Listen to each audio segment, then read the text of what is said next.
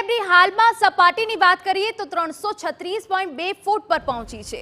ઉકાઈ ડેમમાંથી 1.63 લાખ ક્યુસેક પાણી છોડાઈ રહ્યું છે। સુરત વિયરકમ કોઝવેની સપાટી 9 મીટર પહોંચી છે। કોઝવેમાંથી તાપી નદીમાં 1.98 લાખ ક્યુસેક પાણી પહોંચ્યું છે।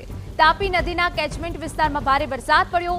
ભારે વરસાદને લઈ તાપી નદીમાં પાણીની આવકમાં સતત વધારો થયો છે। હાલમાં તાપી નદી બંને કાંઠે વહી રહી છે।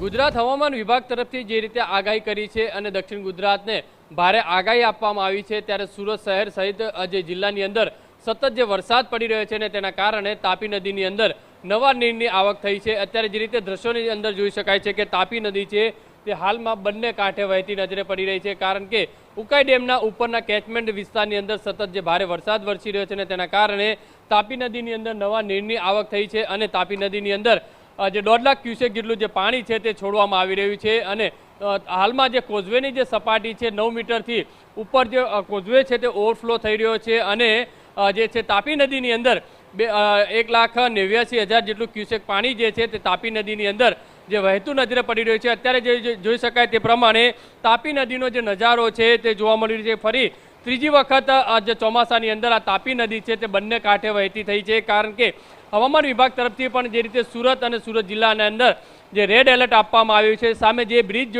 જોઈ શકાય છે કે બ્રિજની લગોલગ જે છે તે પાણી વહી રહ્યું છે।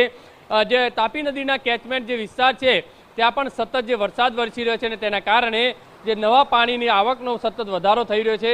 મહત્વની વસ્તુ એ છે કે તંત્ર તરફથી તમામ જે નીચાણવાળા જે ગામો છે, તાપી તટના જે ગામો છે તે એલર્ટ કરવામાં આવ્યા છે। તાપી નદીના કિનારાના જે નીચાણવાળા વિસ્તારો છે તમામને જે એલર્ટ કરવામાં આવ્યો છે।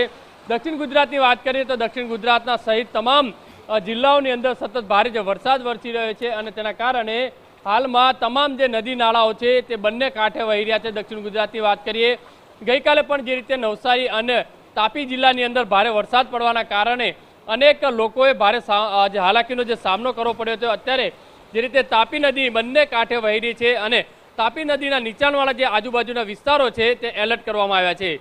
કેમેરામેન સંજય ચંડલ સાથે બલદેવ સુથાર, TV9 સુરત।